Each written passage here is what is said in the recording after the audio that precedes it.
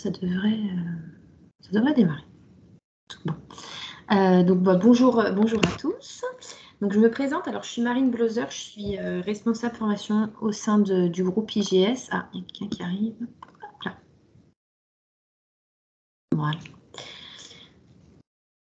Ah, ben voilà. Hop, il y a du monde qui arrive. Il y a du monde. Et... Bonjour. Hop. Bonjour. Bonjour. Alors, bon, donc, du coup, on va commencer. De toute façon, vous êtes 4, donc normalement, on a tout le monde. Donc bonjour, donc je me présente. Alors je suis Marine Bloser, responsable formation au sein du groupe IGS et donc je suis référente notamment sur toute la partie formation digitale. Donc là aujourd'hui, on va vous présenter notre titre, donc manager de business unit en format donc 100% digital. Et donc je suis accompagnée de Nadine aujourd'hui. Donc Nadine, je te laisse te présenter. Alors moi je suis Nadine Anouiriga, je suis conseillère formation. Voilà. Donc c'est elle qui vous aidera à identifier votre parcours. Alors, donc je vais vous partager mon écran pour que vous puissiez voir la présentation. Normalement, ça devrait être bon. Est-ce que vous voyez mon écran? Oui. Oui? Parfait. Donc en cours de présentation, n'hésitez pas, si jamais vous avez des questions, vous n'hésitez pas à m'interrompre. Nadine, du coup, je te laisse vérifier le chat parce que je ne vois plus que mon PowerPoint. Je ne vous vois plus, mais voilà, n'hésitez pas à les poser directement à l'oral ou si vous n'avez pas de micro, à le faire via le chat. Le chat, très bien. Voilà, donc là, du coup, vous étiez inscrit à la réunion d'information donc, sur notre programme, donc Manager de Business Unit. Donc, c'est un bac plus 4 que vous validez à l'issue de ce programme. Et donc, c'est un diplôme de notre école spécialisée en management qui est l'ESAM. Et donc, le titre exact que vous validez, celui qui sera indiqué sur votre diplôme, c'est responsable en gestion d'activités opérationnelles. Alors, hop. Nadine, je te laisse présenter un petit peu le groupe rapidement. D'accord. Alors donc, il faudrait savoir que le groupe IGS existe depuis 45 ans et on compte aujourd'hui 74 000 alumni, dont 19 000 dans la fonction RH, parce qu'on a une grande notoriété au niveau des ressources humaines. C'est vrai, quand on parle du groupe IGS, on voit d'abord les formations en RH. On forme à peu près 15 000 personnes par an, dont 8 100 alternants et apprentis.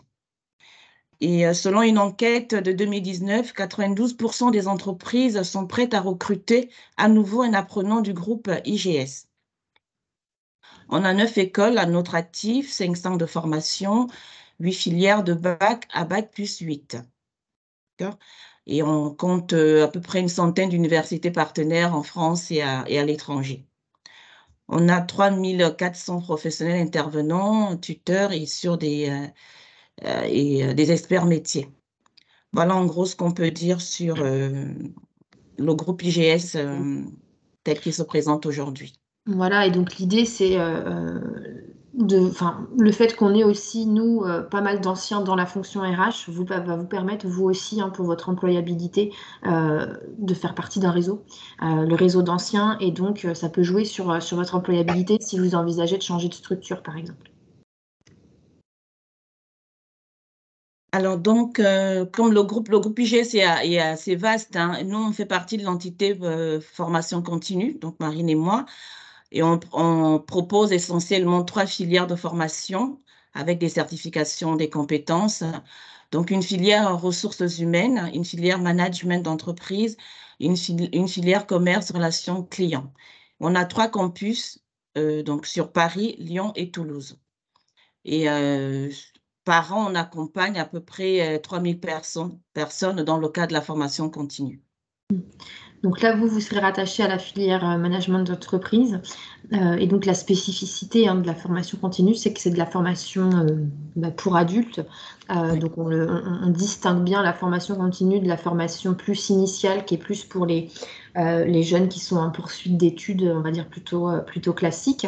Et donc l'idée, c'est comme ça que vous puissiez aussi avoir une pédagogie bien adaptée à un public qui est en reprise d'études après une activité professionnelle. donc là, voilà, c'est ce que bon, j'ai commencé à le dire un petit peu, mais voilà, l'idée du groupe IGS Formation Continue, ce qui fait notre force, effectivement, par rapport peut-être à d'autres universités où les formations initiales et les formations continues sont mélangées, c'est que là, effectivement, on a une pédagogie spécifique avec plus de cas pratiques, de mise en situation. Donc l'intérêt pour vous, hein, c'est, alors oui, vous retournez sur une logique d'apprentissage, ce qui n'est pas évident, hein, de se remettre en situation d'apprentissage quand on est en poste et qu'on a perdu un peu cette habitude-là, hein, qu'on a quand on poursuit ses études. Et donc, on va faire plus de cas pratiques de mise en situation pour pas que vous vous retrouviez dans une posture d'apprenant passif, avec finalement l'image du professeur sachant qui déroule son cours et vous qui êtes juste en train de recevoir. Là, l'idée, c'est que ce soit plus interactif et que justement, vous puissiez mettre à profit aussi votre expérience personnelle. Pour le coup, les intervenants qui interviennent chez nous sont des personnes qui sont en poste. Donc, ça vous garantit aussi de pouvoir partager avec eux leurs expériences et puis d'avoir des compétences qui sont finalement toujours d'actualité sur la partie professionnelle et très en lien avec les demandes des entreprises actuellement sur le marché du travail. Au niveau des modalités donc de formation, alors on a plusieurs types de cursus. Sur la formation manager de business unit, là on la propose uniquement en 100% à distance. Vous pouvez choisir de suivre le titre entier ou bien uniquement un bloc de compétences. Après, c'est en fonction de ce que vous recherchez, hein, en termes de validation et d'acquisition. On est bien évidemment sur des formations qui sont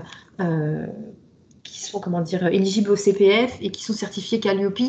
Donc Calliope, voilà, je ne sais pas si vous connaissez, mais c'est un label qualité qui vous garantit aussi d'avoir une formation qui derrière soit de qualité, avec des exigences aussi en termes de contenu, de validation, qui nous permettent aussi, nous, derrière, d'avoir un titre inscrit au RNCP, c'est-à-dire que vous validez vraiment un diplôme et vous ne validez pas juste quelque chose de non reconnu. Là, ça vous garantit aussi la reconnaissance du titre. Alors, au niveau du groupe IGS, on ne vous laisse pas, entre guillemets, vous lancer en formation au hasard. On vous accompagnera tout au long de votre parcours. Donc Nadine va vous présenter un petit peu l'accompagnement, parce qu'on a un accompagnement en amont du cursus, et après je reviendrai sur l'accompagnement pendant le parcours. Donc Nadine, vas-y, je te laisse la parole. Alors donc, oui, comme le dit Marine, on a une équipe dédiée à la formation continue qui vous accompagne pour votre projet, donc à chaque étape de votre projet. Moi, je suis notamment conseillère formation, donc avec mes collègues, on est là pour vous aider à trouver la formation qui convient bien. Donc, à votre projet, on va vous orienter sur le choix de la formation, voir ensemble sur toute la partie ingénierie financière, donc mettre en place un plan de financement adapté à votre projet professionnel. Donc, on va regarder ensemble en fonction de votre statut, votre situation, le mode de financement qu'on peut mettre en place en fonction de votre besoin. Donc, on est vraiment là pour vous accompagner, vous orienter dans votre projet sur le choix de la formation en amont. Donc, c'est d'abord nous, en fait, conseillères formation, que vous avez dans un premier temps lorsque vous contactez la formation continue pour un besoin de formation. Et ensuite, il y a donc l'étape suivante, c'est Marine, en fait, qui est responsable formation, qui va ensuite, je te laisse présenter la partie responsable formation Voilà, une fois sur que la vous partie avez... pédagogique. Voilà, une fois que vous avez rejoint le cursus, donc bien évidemment, vous aurez un accompagnement par nos intervenants qui sont des experts métiers, mais voilà, vous avez quand même un responsable pédagogique qui est dédié sur la promotion que vous allez rejoindre. Donc là, en l'occurrence, sur le manager de business unit, c'est moi. Mais voilà, quel que soit le titre sur lequel vous vous positionnez, il y a un responsable formation qui est là pour accompagner la promotion de manière collective, c'est-à-dire vous soumettre les informations globales sur des dates d'évaluation, des modalités d'évaluation, voilà, des éléments, on va dire, plutôt informatifs. Là, on va le faire effectivement plutôt de manière collective. Mais aussi, la responsable formation peut être là pour vous accompagner de manière individuelle, si jamais vous en avez besoin, pendant le parcours de formation et vraiment jusqu'à la fin du cursus. Donc l'idée, c'est que si jamais vous rencontrez, là, surtout sur un parcours digital où vous avez en général quand même votre activité professionnelle qui se poursuit en même temps que la partie formation. Si voilà, vous rencontrez des contraintes personnelles ou professionnelles qui peuvent impacter du coup le suivi du cursus, il ne faut pas hésiter à en informer le responsable formation pour que justement il puisse voir avec vous comment vous accompagner au mieux jusqu'au bout du parcours de formation. Et puis, bien sûr, vous aurez accès à des ressources grâce à la plateforme digitale. Tout est centralisé sur un seul accès. Donc, l'intérêt, c'est que vous pourrez, du coup, échanger avec votre responsable formation, avec vos formateurs. Vous aurez aussi accès à toutes nos ressources en ligne sur une seule et même plateforme. Encore une fois, si vous avez des questions, n'hésitez pas à nous interrompre, il n'y a pas de souci. Alors là, je vous ai remis donc, plus spécifiquement sur la formation manager de business unit qui vous intéressait, les aspects positifs, les plus que vous pouvez présenter aussi éventuellement à vos entreprises. L'idée là, c'est qu'on est quand même sur un projet qui est assez long en termes de durée, alors un peu moins d'1 an, mais voilà, ça va vous demander un investissement, que ce soit personnel, ça peut être un investissement financier si c'est vous qui financez aussi le parcours, et voilà, en termes de temps, en termes de charge de travail, c'est quand même des choses qui sont à prendre en compte. Donc l'idée, c'est qu'on est quand même sur un programme, je vous le disais tout à l'heure, qui est vraiment au cœur de l'actualité. On est sur un programme qui est quand même assez central, le programme de manager de business unit, puisque vous avez quand même toute une partie de stratégie. Alors, je vous présenterai le programme un peu après, mais vous avez quand même toute une partie stratégie d'entreprise, gestion financière et puis management d'équipe. Donc, c'est vrai que c'est quelque chose qui est assez, management d'équipe, développement commercial, c'est quelque chose qui est assez global, assez central. Et assez polyvalent. Donc vraiment, c'est quelque chose c'est un programme qui va vous donner des compétences assez opérationnelles. L'idée, c'est qu'à l'issue du parcours, vous puissiez le mettre en pratique directement. Même en cours de formation, vous pourrez mettre en pratique ce que vous avez acquis. Et c'est pour ça que, je vous le disais tout à l'heure, nos formateurs sont des professionnels qui sont encore en activité pour justement vous garantir quelque chose d'assez opérationnel finalement et qui puisse vous servir tout de suite.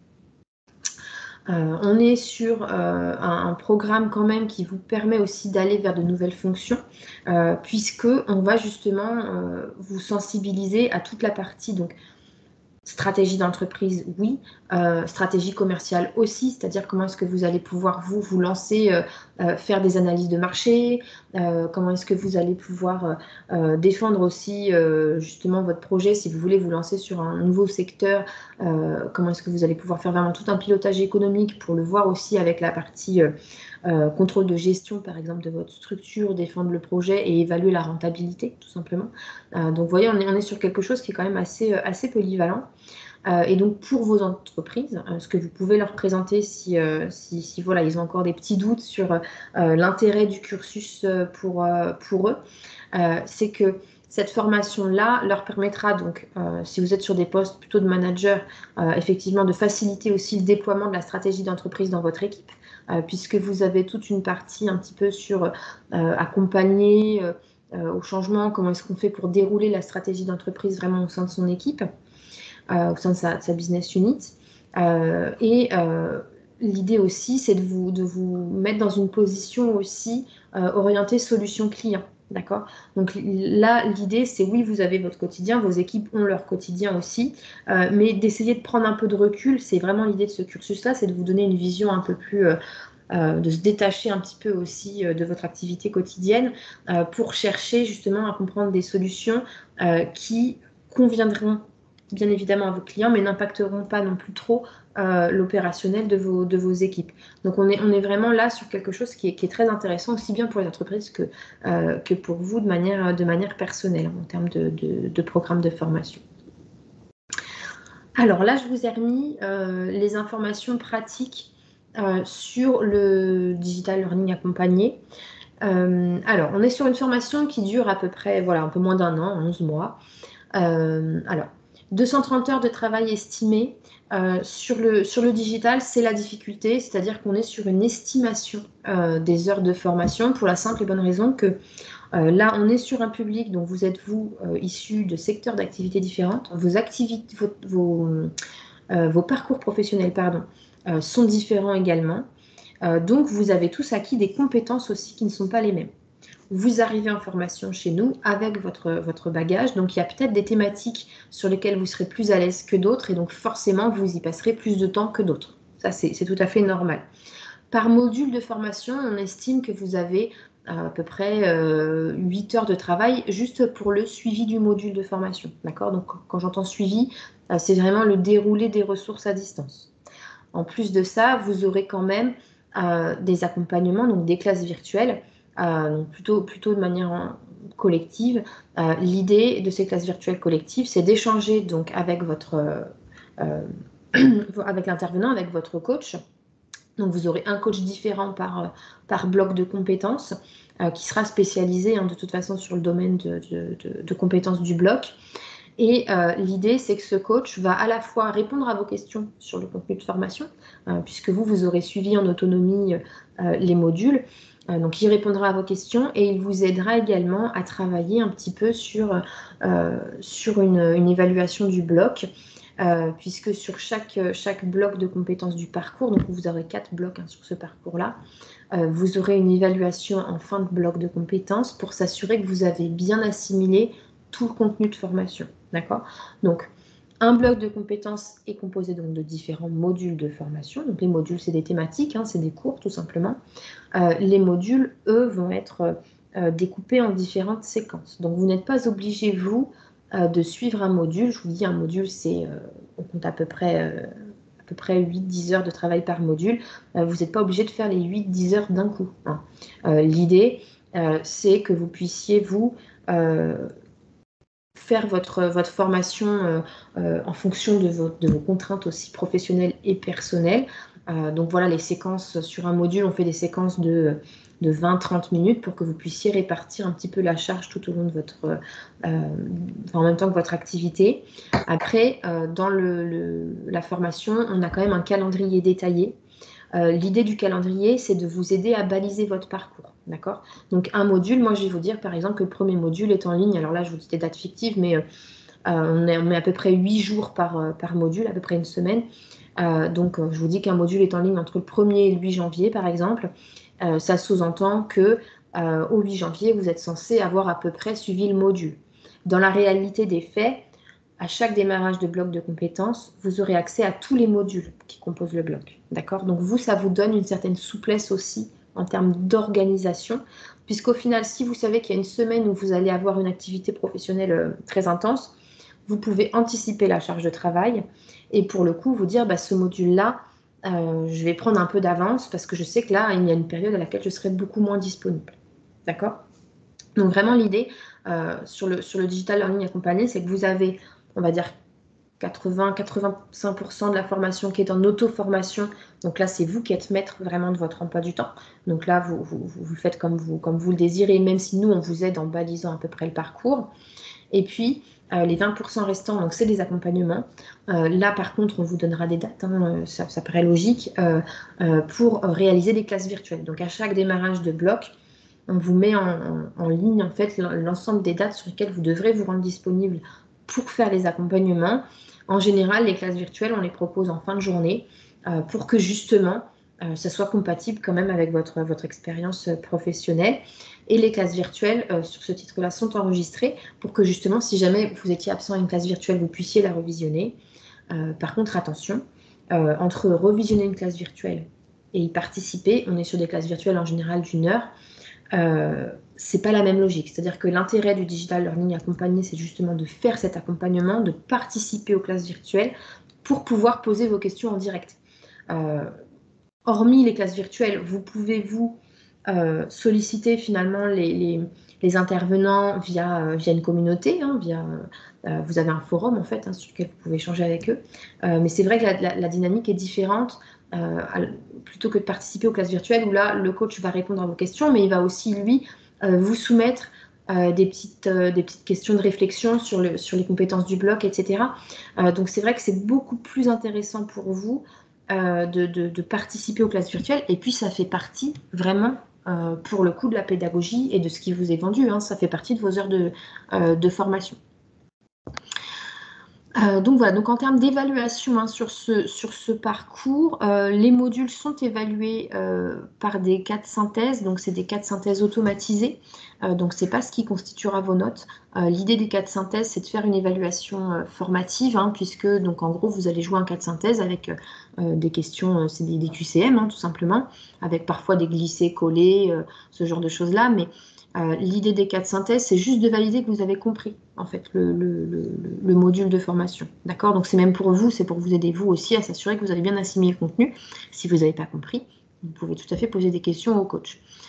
Par contre, pour la notation, c'est vraiment l'évaluation du bloc de compétences qui là constituera vos notes. Donc sur chaque bloc, sur les 4 blocs, vous aurez une évaluation. Il faut vraiment valider les 4 blocs pour valider le titre. Si jamais vous ne validiez pas une évaluation, dans ces cas-là, on vous proposera de passer un rattrapage. Le rattrapage peut prendre différentes formes, ça va dépendre un petit peu de ce sur quoi vous avez échoué lors de l'évaluation. Sachant que les évaluations se déroulent en 2 temps, vous avez une partie écrite, donc vous nous remettez un document, et puis vous avez après une partie orale. Donc pour affiner finalement ce que vous avez produit à l'écrit, revenir que le jury puisse revenir sur des éléments si jamais ils ont des questions, et qu'ils puissent voilà, bien vérifier que vous avez bien assimilé toutes les compétences du bloc. D'accord ? Alors en termes de prérequis, pour le suivi de la formation à distance, on vous demande donc d'être titulaire d'un bac+2 et d'avoir 3 ans d'expérience professionnelle, plus être en poste ou prise de poste avec des missions qui vous permettent de mettre en pratique finalement le parcours de formation.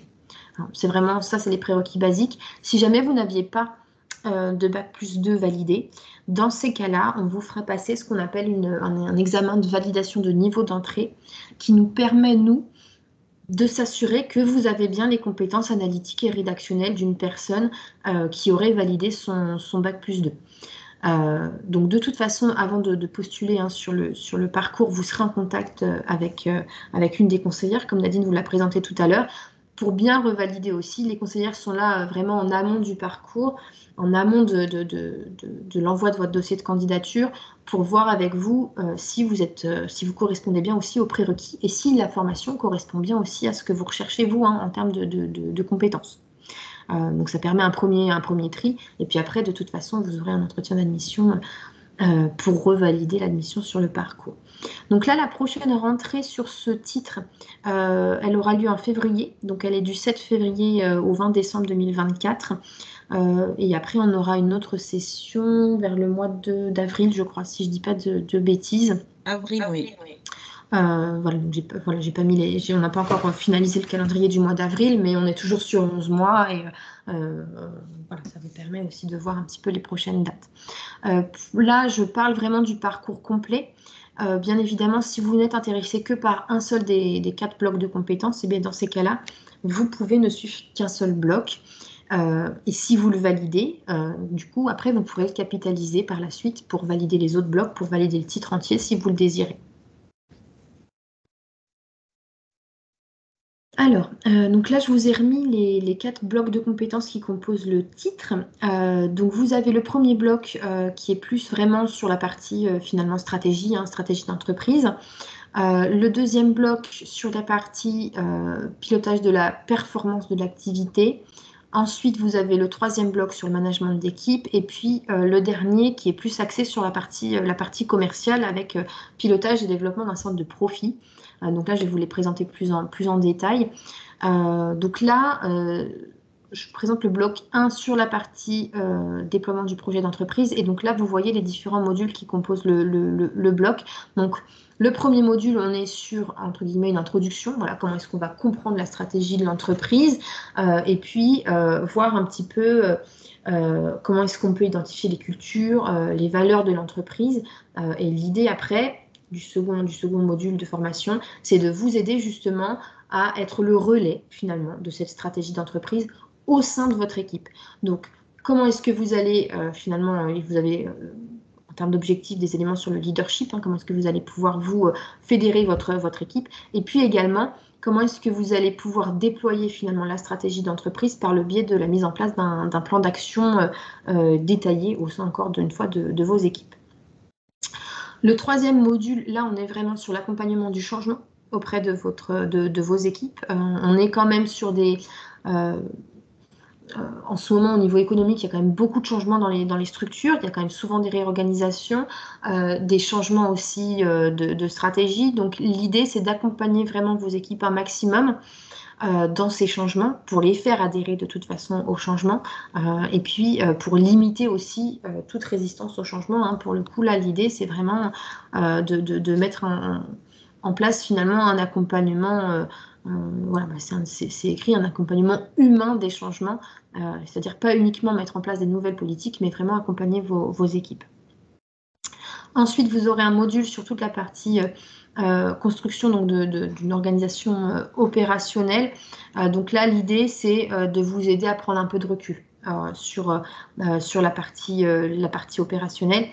Et pour le coup, comment est-ce que vous allez pouvoir finalement organiser vos équipes et puis faire en sorte que vos collaborateurs soient vraiment dans une logique de coopération. Même si vous êtes par exemple sur du management d'équipe commerciale, oui, vous allez leur donner des objectifs individuels, mais voilà, l'idée c'est aussi de créer une vraie dynamique de groupe au niveau de vos équipes. Pardon.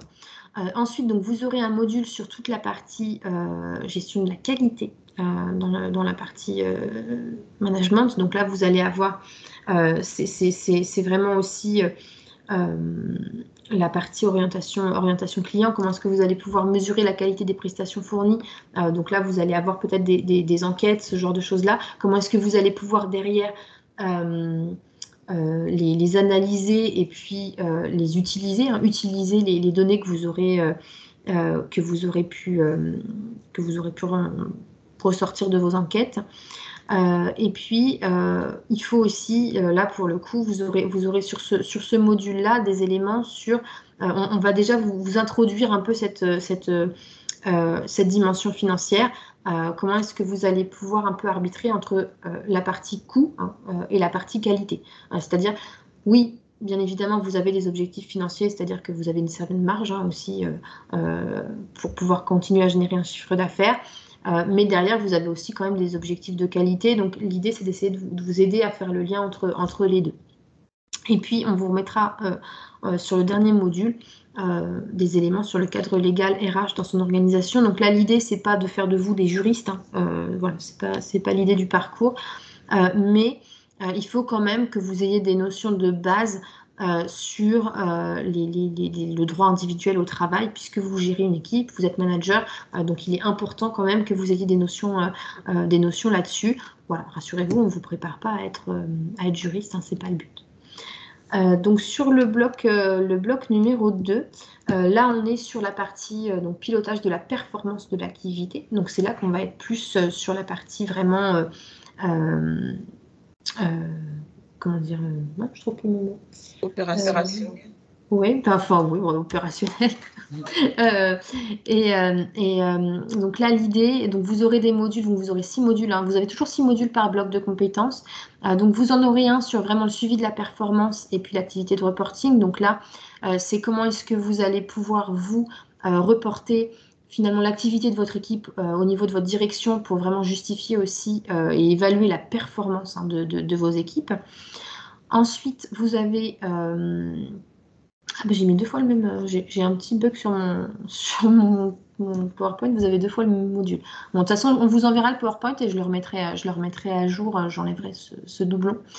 Donc, vous aurez un module sur tout ce qui est les actions visant la création de valeur ajoutée pour la business unit. Donc là, c'est vraiment pouvoir, vous, à votre niveau, faire une feuille de route, hein, tout simplement, pour vos collaborateurs, pour vraiment, après, derrière, faire un suivi aussi de l'amélioration continue de la qualité dans votre activité, dans l'activité de votre structure. Ben, oui, j'ai dû avoir un bug parce que j'ai tous mes modules qui sont en double, excusez-moi pour le coup. Enfin, en tout cas, voilà, sur ce bloc-là, on est vraiment sur l'activité, le pilotage finalement de la performance et de l'activité de votre business unit. Donc, l'idée là, c'est que vous soyez aussi, encore une fois, sur des missions qui soient un petit peu plus en prise de hauteur et que vous puissiez voilà, maîtriser cette partie économique, cette partie être en lien avec aussi le contrôle de gestion. C'est vraiment sur ce bloc-là que vous aurez toute cette partie-là aussi qui vous permet de justifier votre activité auprès de la direction et puis aussi de négocier, par exemple, de futures embauches ou le développement de votre business unit. Pardon. Alors, au niveau du bloc numéro 3, là, on est vraiment plus sur la partie management d'équipe. Donc, l'idée de ce bloc-là, c'est de renforcer finalement votre position de manager. Donc, au niveau des modules de formation, donc vous aurez un module sur la partie leadership. Donc, il va rentrer en résonance aussi avec le module du bloc 1 sur la partie conduite du changement. Comment est-ce que vous allez pouvoir aussi définir votre type de management. On va vous fournir des outils, hein, tout simplement. Et puis, on va aussi vous mettre face à certaines situations pour voir comment est-ce que vous pourriez aussi y réagir, hein, notamment par exemple si vous avez de la gestion de conflit, ça viendra plutôt sur le dernier module, mais voilà, l'idée c'est de pouvoir identifier finalement quels sont les différents acteurs auxquels vous allez pouvoir faire face au niveau de votre parcours. Ensuite, donc, vous avez tout un module sur l'engagement et la motivation des équipes. Donc là, l'idée aussi, c'est de vous aider alors sur la partie motivation, stimulation, si vous êtes par exemple sur des équipes commerciales, comment est-ce que vous allez pouvoir finalement vous définir des objectifs qui soient quand même réalisables, vraiment pour augmenter la motivation des équipes, mais aussi quand même la satisfaction de vos équipes. Hein. L'idée du manager, c'est oui, vous devez les motiver, mais vous devez aussi être, entre guillemets, une écoute attentive par rapport à vos équipes et pouvoir leur apporter des solutions concrètes. Ensuite, vous aurez un module sur toute la partie communication et management. Donc là, on différencie bien la communication et l'information. On n'est pas uniquement sur de l'information descendante. Il faut que vous puissiez vous réapproprier, par exemple, les messages de la direction pour faire découler la stratégie. Il faut que vous puissiez vous les réapproprier avant de les diffuser à vos équipes pour que eux, ça leur paraisse concret et que ça leur parle. Hein. Vous ne leur diffusiez pas des messages bruts et que ça reste quelque chose d'assez efficient. Et vraiment, l'idée, c'est de pouvoir de développer des communications de manière plus impactante. D'accord ? Ensuite, donc, vous avez un module sur le management de la performance individuelle des équipes. Donc là, l'idée, c'est de pouvoir vous définir des objectifs, mais aussi pouvoir derrière évaluer un petit peu les prestations. Et on va évidemment vous accompagner sur comment est-ce que vous allez pouvoir mener les entretiens individuels avec vos différents collaborateurs. Après, donc, vous allez aborder un module évidemment sur la partie recrutement, mais également formation de vos collaborateurs. Donc l'idée, c'est d'ouvrir un peu vos horizons aussi sur des compétences un petit peu RH, que vous puissiez comprendre les différents process RH, et puis derrière, que vous soyez quand même aussi, vous, à même de mener des entretiens éventuellement de recrutement et puis également d'être un interlocuteur face à vos équipes si jamais ils ont besoin de formation, que vous puissiez, vous aussi, les aider à évoluer, à développer un peu leurs compétences dans une logique aussi toujours de fidéliser vos équipes. Et ensuite, donc le dernier module, là on est vraiment sur la gestion des situations difficiles au sein des équipes. Donc là l'idée c'est, vous allez parfois avoir de la gestion de conflits à réaliser dans le cadre de d'un rôle de management.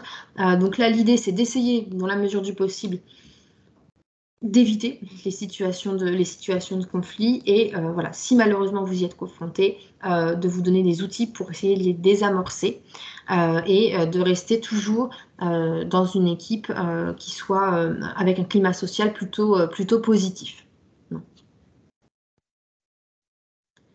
Le dernier bloc, donc là on est vraiment orienté sur la partie pilotage et développement d'un centre de profit. Donc là on est sur la partie qui est plus orientée commerciale en termes de compétences. Donc là vous avez tout un premier module sur comment est-ce que vous allez pouvoir vous définir votre offre de service client. Donc là on vous donnera de la méthodologie. Vous aurez un petit peu de marketing aussi hein, sur ce point-là. L'idée, c'est aussi d'être dans des démarches innovantes pour vous démarquer finalement de vos concurrents. Ensuite, le second module, donc là, on est sur développer sa vision stratégique commerciale. Donc là, vraiment, l'idée pour vous, c'est de faire le lien entre stratégie d'entreprise, stratégie commerciale, votre budget derrière aussi, et puis comment est-ce que vous allez pouvoir évaluer un petit peu la performance commerciale et marketing, puisque toutes les actions hein, de marketing ont un coût aussi derrière. Donc, c'est important que vous puissiez en tenir les tenants et les aboutissants avant de vous lancer dans un projet et de savoir vers quelle stratégie commerciale est-ce que vous allez vous lancer. Ensuite, donc, on va aborder vraiment la construction du plan d'action commerciale. Donc là, vraiment, l'idée, c'est comment est-ce que vous allez vous mettre en place votre plan d'action commerciale. Donc, quels canaux finalement de diffusion vous allez utiliser. Voilà, on est vraiment dans quelque chose d'assez pratique en termes et d'assez opérationnel en termes de compétences. Le quatrième module, donc là, on est vraiment sur les rouages de la relation client. Donc là, l'idée, c'est de refaire un petit peu le schéma de vie de la relation client.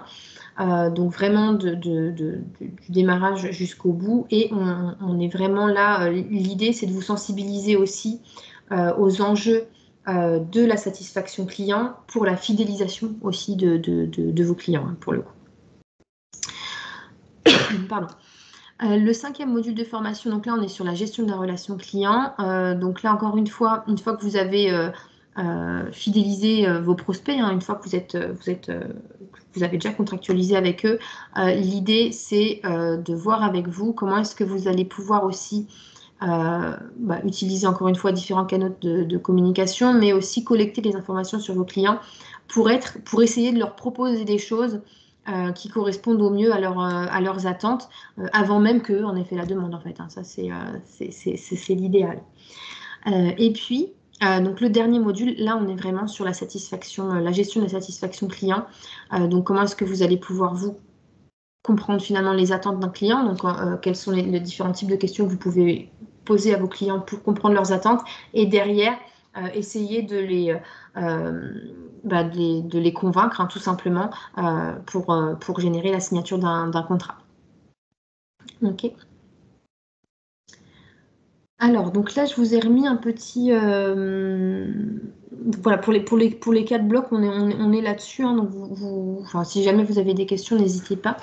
Et là, je vous ai remis une slide vraiment sur la partie mission handicap du groupe IGS. Alors, si jamais parmi vous, il y a des personnes qui sont en situation de handicap, sachez qu'on a une cellule spécialisée qui peut vous aider pour voir comment est-ce que nous, on peut aménager le parcours pour vous aider au mieux en fonction de votre handicap. Alors, sur le digital, c'est vrai qu'on va avoir peut-être moins d'adaptation de parcours dans le sens où tout ce qui est, par exemple, ergonomie, c'est vous qui allez le gérer puisque vous êtes à distance, donc on n'aura pas de siège, etc. Mais par contre, ça peut aussi passer par des tiers-temps lors des oraux, vous voyez, ce genre de choses-là. Donc vraiment, si vous avez un handicap, il ne faut pas hésiter à contacter la cellule ou à le signaler au responsable formation avant le démarrage du parcours pour qu'on s'assure que vous soyez dans les mêmes conditions de réussite finalement que les autres et qu'on puisse nous mettre en place des choses qui pourraient voilà, vous aider en termes d'aménagement un petit peu de parcours. Donc là, du coup, je vais laisser la parole à Nadine sur la partie vraiment processus d'admission. D'accord, merci Marine. Alors donc, après échange avec votre conseillère formation, parce qu'aujourd'hui, dans l'équipe, on n'est que des filles, donc il n'y a pas de conseiller. Donc, l'une des conseillères formation donc, que vous avez vous envoie un dossier de candidature à compléter. Donc, il tient sur 6 pages. On vous demande vraiment d'être assez détaillé hein, dans la constitution du dossier. Donc, bien remplir toutes les parties motivation notamment, la partie état civil. Avec ce dossier, vous devez nous joindre votre CV à jour, la copie de de votre diplôme, carte d'identité. En fait, et on vous liste bien toutes les pièces à joindre à ce dossier de candidature. Une fois, nous, on a reçu ces éléments, on transfère au service pédagogique, donc à la responsable formation, qui reprendra contact avec vous pour définir une date d'entretien. Et avant ça, l'une de mes collègues vous adresse un lien pour faire un test d'auto-positionnement. Attention, le lien, il est actif que 24 heures, en fait. Donc, si vous n'activez pas votre lien tout de suite, il faudra qu'on vous le renvoie. Donc, on vous demande quand même d'être assez vigilant pour la réception de ce mail-là, donc avec le lien qu'il faudra activer. Après, donc, la réalisation de ce test d'auto-positionnement, vous avez l'entretien avec la responsable formation. Et à l'issue de l'entretien, elle vous fait un retour sur votre admission ou pas. D'accord? Et votre inscription est validée à réception de la convention de formation signée ou le contrat, en fait, ça dépendra du mode de financement qui va être établi. Donc, on tient compte vraiment de votre inscription définitive une fois qu'on a reçu tous les éléments contractuels signés. Voilà. Et du coup, sur le digital, par exemple, vous ne recevrez pas vos codes d'accès tant qu'on n'a pas, nous, les éléments contractuels définitifs signés. Donc, pour le coup, ça, c'est quelque chose qui est indispensable pour le démarrage du cursus. Voilà. Alors, en termes de financement, donc nous, on est vraiment là pour vous suivre, hein, pour vous accompagner, mettre en place un plan de financement adapté à votre situation professionnelle. Si vous êtes en poste, donc c'est soit votre employeur qui peut être demandeur de la formation, ou alors ça peut être une initiative individuelle. Donc, dans le cas où c'est votre employeur qui sollicite la formation, donc il va financer votre formation via le plan de développement des compétences, ou alors il pourra vous faire un abondement sur votre CPF, c'est-à-dire vous demande de mobiliser votre CPF et puis lui, il injectera également une somme pour compléter sur le coût de la formation. Si c'est une initiative individuelle, vous allez soit vous-même financer la formation, donc avec vos fonds propres, ou faire un prêt auprès d'une banque. On a des banques partenaires avec lesquelles on travaille. Donc, vous pouvez vous rapprocher de votre conseillère formation pour qu'elle vous adresse les coordonnées de nos 2 banques partenaires. Alors, sachant que pour le CPF, si vous souhaitez mobiliser le CPF, il faudra être vigilant sur les dates de délai. Le CPF devra être mobilisé au plus tard 11 jours ouvrés avant le premier jour de formation.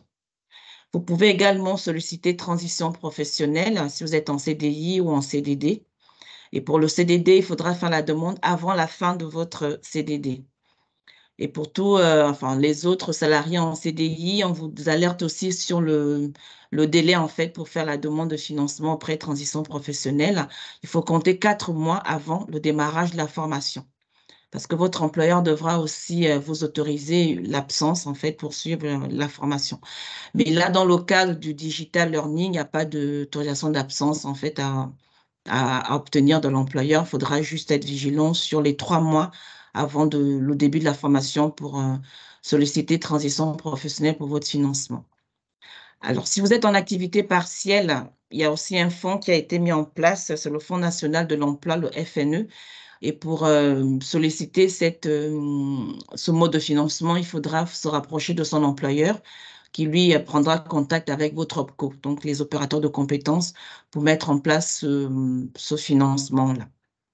Alors, si vous allez quitter votre entreprise, par exemple, soit vous financez vous-même votre formation, ou alors vous faites une négociation transactionnelle donc avec l'entreprise. Il y a également le cas des plans d'épargne volontaire, les ruptures conventionnelles. Certains peuvent aussi bénéficier d'un plan de reclassement ou quand ils ont subi, par exemple, un licenciement économique, il y a un CSP qui peut être mis en place, donc le contrat de sécurisation professionnelle. Vous pouvez également donc mobiliser votre CPF ou bénéficier du dispositif démissionnaire. Et ça va être avec Pôle emploi. Si vous êtes demandeur d'emploi, que vous avez quitté donc votre poste, soit vous financez vous-même la formation ou alors vous faites un pré-études. Vous pouvez également mobiliser votre CPF, donc toujours en tenant compte des 11 jours ouvrés avant le premier jour de formation. Et Pôle emploi pourrait également faire un abondement sur votre CPF. Il y a également l'AIF qui peut être sollicité auprès de Pôle emploi. Donc, l'AIF, c'est l'aide individuelle à la formation et le délai, c'est 1 mois ou plus tard avant le début de la formation. Il y a également un dispositif qui a été mis en place par la région Île-de-France, donc l'AIRE2, uniquement pour les demandeurs d'emploi résidant en Île-de-France. Et les demandes pourront être faites au plus tard 6 semaines avant la rentrée.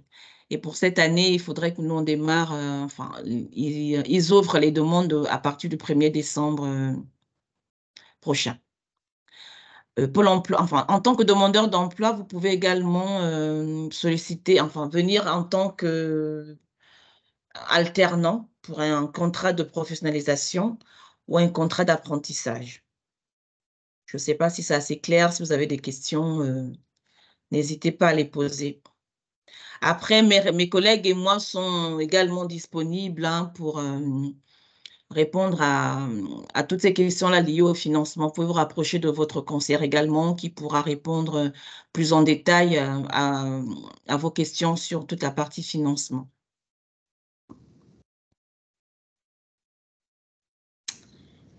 Bah là, du coup, sur cette slide-là, on vous a remis les contacts donc, du coup, des 3 conseillères formation. Si vous avez déjà été en contact avec une conseillère, du coup, elle vous est attribuée, hein, c'est-à-dire qu'il y a une seule conseillère qui suit votre parcours, enfin votre projet, comme ça, elle a toutes les informations aussi sur les échanges que vous avez fait avec elle pour qu'elle puisse vraiment vous conseiller au mieux. Et si vous n'avez pas encore de conseillère, vous pouvez soit appeler donc le 01 80 97 56 99, soit faire un mail directement à l'adresse mail que je vous ai mise, donc igsfc@groupe-igs.fr, ou alors aller sur notre site directement sur la formation continue et faire une demande de contact tout simplement, et vous serez contacté assez rapidement. En général, elles sont plutôt réactives. Voilà. Est-ce que vous aviez des questions? Attendez, je vais arrêter le partage d'écran. Est-ce qu'il y a des choses sur lesquelles on est peut-être passé un peu vite ou qui... Oui, je vous écoute. Tout à l'heure, vous parliez de 2 rentrées, donc une en février, une en avril. Est-ce qu'il y en a une également en septembre? Alors attendez, ce sera peut-être pas exactement septembre, mais en fait, on en a tout au long de l'année, oui. En fait, D'accord, il y en a plusieurs. Oui, les rentrées sont à chaque bloc de compétences. En fait, il y a une rentrée de possible. On a des rentrées en continu sur le digital. Donc là, pour vous, alors attendez, je vais vous dire très exactement. Tac. Excusez-moi, juste le temps que ça ouvre. Bon. Hop là. Voilà. Donc là, vous avez le bloc qui démarre donc le 7 février. La prochaine rentrée sera le 24 avril, très exactement. On en a une le 10 juillet. Alors rassurez-vous, elle ouvre le 10 juillet, mais à partir du 6 août, vous êtes quand même en congé jusqu'au 4 septembre. Et celle d'après, ce sera le 23 octobre. Ok. Excusez-moi, moi je serais intéressé par le bloc de compétences piloter la performance de l'activité, et Oui. elle démarrait quand la prochaine? Alors, piloter la performance de l'activité, piloter le développement d'un centre de profit ou Non, piloter, non, je crois que c'est déployer la stratégie de son entreprise. Alors Il y a écrit celui-ci, piloter la performance de l'activité. pilotage de la performance de l'activité avec tout ce qui est analyser les états comptables et financiers, Exactement. construire son projet. Celui-là, il ouvre le 24 avril, ce bloc-là.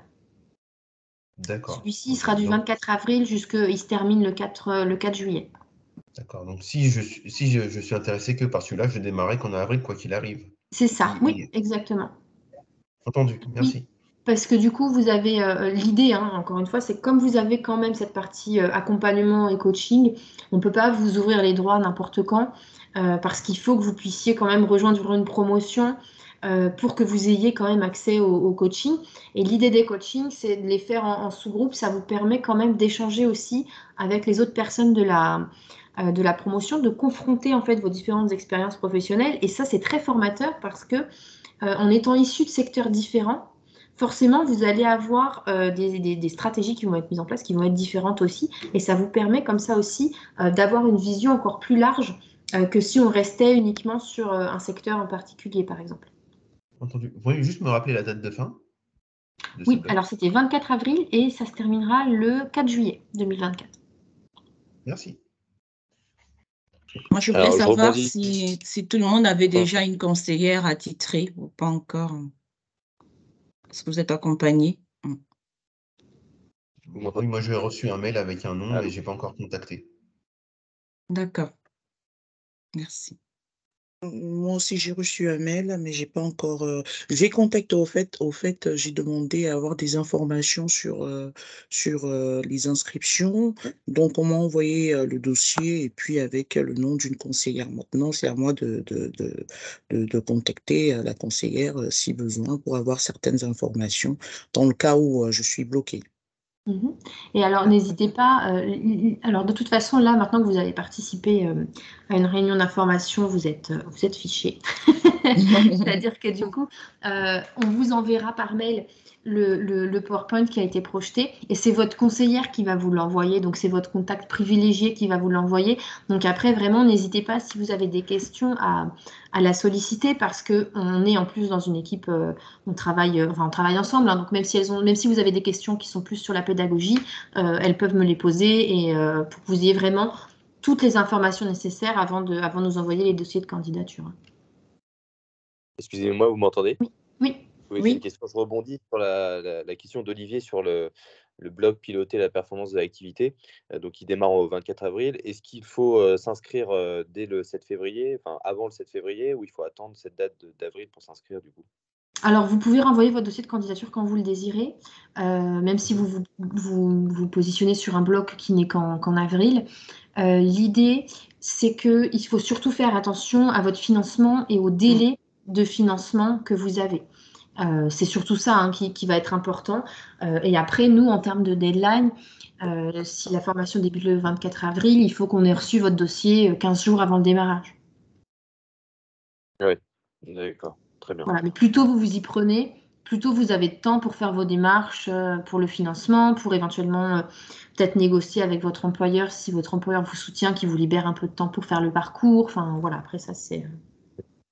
D'accord, très bien. Je vous remercie. Est-ce que vous aviez d'autres questions? Oui, j'ai une Oui. question. Je voulais savoir, vu que moi, je vais passer par Transition Pro pour le financement, et j'ai contacté une conseillère et puis elle m'a dit qu'il fallait que je rencontre une CEP. Et sachant que moi, je suis conseillère en évolution professionnelle, est-ce qu'il faudrait encore que je la rencontre, la CEP, pour mon dossier de financement? Moi, je pense que oui, parce que de toute façon, ça comptera pour un point auprès de transition professionnelle. Vous pouvez peut-être contacter un CEP de votre domicile, enfin la région, pas forcément sur votre lieu de travail, parce que c'est sectorisé. Parce que ça compte quand même pour un point, hein, le fait de prendre contact avec un CEP. Donc, ça, je ne vous l'apprends pas, vous le savez, mais ils vont quand même regarder aussi la synthèse qui sera faite par votre CEP. D'accord. Ok, Oui, d'accord, très bien, merci beaucoup. je vous en prie. Excusez-moi, j'avais une autre question. Moi, je suis créateur d'entreprise donc au Pôle emploi. J'ai déjà ma structure qui est créée et j'ai l'AIF et l'AIRE2 là. Est-ce que j'y ai le droit? Parce que moi, dans mes premiers entretiens préalables, avant la création de l'entreprise, on m'avait dit que une fois que j'avais créé l'entreprise, j'avais plus le droit à rien de Pôle emploi. Est-ce que c'est vrai pour AIF ou AIRE2 là ou pas? Ben, Je il sais faudra pas. regarder peut-être sur Internet les statuts, enfin, en fonction de votre statut. Est-ce que vous avez le statut de demandeur d'emploi ou vous êtes, peut-être que vous Je suis n'avez... créateur, oui. Vous avez en peut-être fait, si vous voulez. d'autres dispositifs, peut-être liés à votre Mhm. statut d'entrepreneur, Parce d'autres que modes de pour tout financement. tout ce qui est demande d'ARE2 ou d'AIF, il faut que vous ayez du coup un numéro de demandeur d'emploi. C'est ça. Ouais. Donc, si vous en avez un, logiquement, potentiellement, vous pourriez le faire. Alors là, il faudrait aller voir directement avec il faudrait vous rapprocher de votre conseiller quand même, Pôle emploi, pour qu'il vous confirme. Parce que Ouais, c'est vrai ouais. que des fois, d'une région à l'autre, en Mhm. plus, les conseillers n'ont pas forcément les mêmes discours. Donc, Et ça peut être un complément du CPF, du coup. oui. D'accord. Bon, bah, très bien, je me renseignerai. Je vous Et dans remercie ces beaucoup.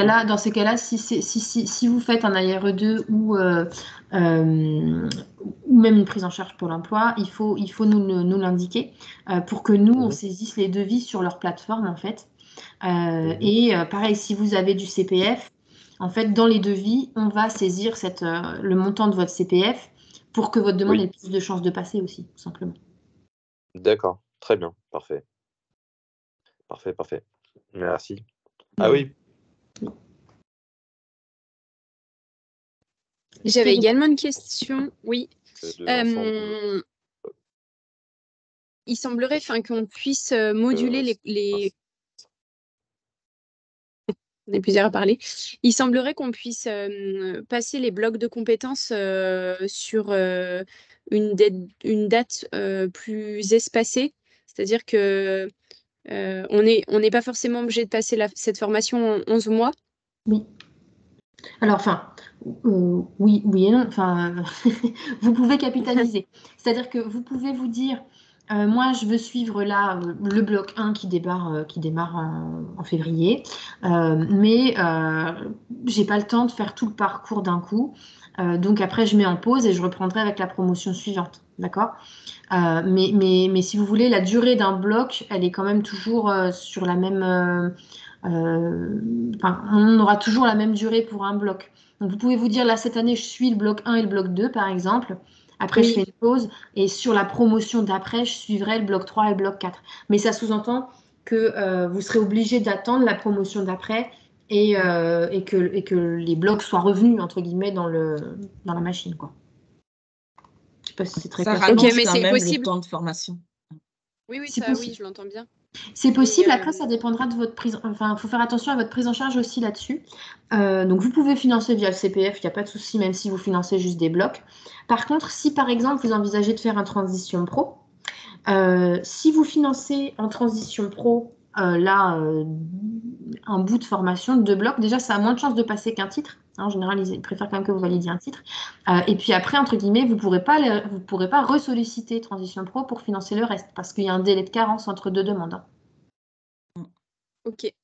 Donc ça, voilà, là-dessus, c'est juste ça à faire attention. Par contre, vous pouvez tout à fait, et ça peut être intéressant, si vous envisagez de faire une pause et que vous êtes éligible à Transition Pro, vous pouvez tout à fait suivre un bloc par le biais de votre CPF, le financer en CPF, et puis après, faire une demande de Transition Pro pour le reste, pour valider le titre. Ce qui fait que ça vous fera une réduction de parcours sur la partie Transition Pro, puisqu'on vous fera pas suivre ce que vous avez déjà suivi.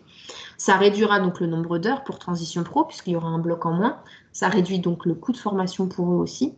Et donc ça montre aussi que vous êtes, ça montre votre motivation, ça montre que vous avez déjà, vous, investi, entre guillemets, dans votre formation, puisque vous avez mobilisé votre CPF. Par contre, voilà, ça vous rallonge le parcours parce que il faut encore une fois attendre que les modules soient de nouveau, enfin que le bloc soit de nouveau en ligne. Ok. Est-ce que vous aviez d'autres questions? Oui, ça concerne le coût global de la formation. Je n'ai pas entendu. Oui, on ne vous entend plus. Enfin, on vous entend, mais ça coupe un peu. Nous renvoyer ça dans les slides. Alors, que, ça coupe quand vous parlez. Alors, du coup, j'arrive pas à... Alors, j'ai cru comprendre que vous posiez une question par rapport au tarif. Mais... excusez-moi. Oui, vous m'entendez? Oui, là, on vous entend. D'accord. Oui, est-ce que dans vos slides, il y aura le coût global de la formation et par bloc? Ah, c'est vrai qu'on l'a pas. Alors, on ne met pas dans les slides. Après, si vous voulez suivre uniquement un bloc, dans ces cas-là, ce que fera votre conseillère, c'est qu'elle vous enverra un devis directement avec le nombre d'heures et le coût du bloc qui vous intéresse. Voilà, moi, l'idée, c'est d'avoir le coût pour chaque bloc parce que potentiellement, avec une aide complémentaire de Pôle emploi, peut-être que je pourrais faire un autre bloc. Voilà. Oui, alors après, voilà, ce qu'il faut quand même avoir en tête, c'est que suivre les blocs individuels, ça vous coûte plus cher que de les prendre tous, enfin, ce qui est logique aussi, hein, que de Oui, les prendre tous d'un coup. oui, tout à fait. Mais Ok. bon, Et voilà, faut après, que je fasse par contre, entre les ouais. oui, et si vous suivez plusieurs blocs, Nadine, tu m'arrêtes si je dis une bêtise, Oui. mais il y a des offres. Par exemple, vous avez suivi un bloc, vous l'avez validé, et puis un an plus tard, voilà, vous voulez suivre un autre bloc. Du coup, vous aurez une réduction ancien, c'est ça, si je dis pas de Oui, bêtises. oui. Voilà, donc C'est ça, ça. après, ce sera à voir directement avec Ça votre va voir avec conseillère. la conseillère formation directement. D'accord. Très bien. Bon, merci. Parfait. Est-ce que vous avez d'autres questions? Est-ce qu'on avait fait le tour des questions? Non? Non, c'est bon Donc, pour moi, merci. parfait. Bah, si jamais vous avez d'autres questions qui vous viennent ultérieurement, hein, donc vraiment n'hésitez pas à conseiller votre conseillère, j'étais pour dire, à solliciter votre conseillère. Et puis là, de toute façon, vous allez tous recevoir un mail avec justement le support PowerPoint qui sera envoyé par votre conseillère formation. Donc vraiment, n'hésitez pas à revenir vers nous en cas de question. Voilà. En tout cas, je vous remercie pour votre écoute. Et puis, Merci. je vous souhaite une très bonne journée. À bientôt. Merci. Merci beaucoup. À Au bientôt. revoir. Merci. Au revoir. Au Merci, revoir. bonne journée. Merci.